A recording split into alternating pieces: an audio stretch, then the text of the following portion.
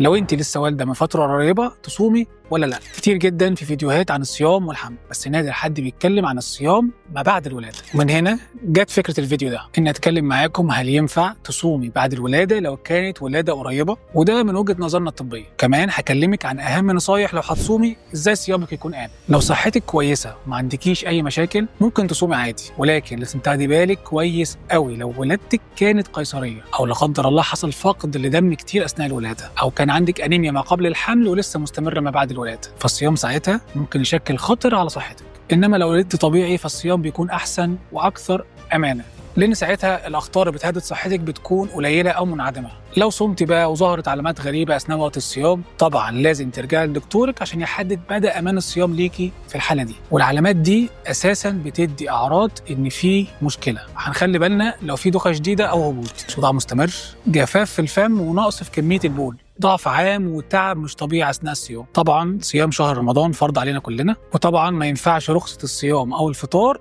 اي حد يتكلم فيها. فعشان لو هتاخدي خطوه الفطار ارجعي لدكتورك ويكون هو اللي سمح لك بيها، ده طبعا خوفا على صحتك ونتيجه لتقييم حالتك. فمش مجرد باحساس بسيط بالتعب انا هكمل فطاري. وطبعا لو في مشكله او تعبانه زي عندك نزيف ودكتورك قال لك افطري، ساعتها الصيام ممنوع تماما، لان هو ممكن يكون خطر عليكي وعلى صحتك. وحني كلامنا بشويه نصايح ازاي تصومي بطريقه امنه بعد ما ولدتي بالفتره القصيره دي. طبعا نركز في وجباتنا على الفيتامينات وخاصه الحديد. احتياجاتك من الالبان والمكسرات مهم جدا عشان الكالسيوم والمغنيسيوم. تجنبي بقى السكريات والمقليات عشان ما تحسيش بضعف الطاقه والهبوط. بلاش كنافه بالمانجا كتير. ما تنسيش النوم بتاعك اثناء الفتره دي. انا عارف ان البيبي مطلع عينك، بس النوم مهم جدا واطلب المساعده. لو انت لسه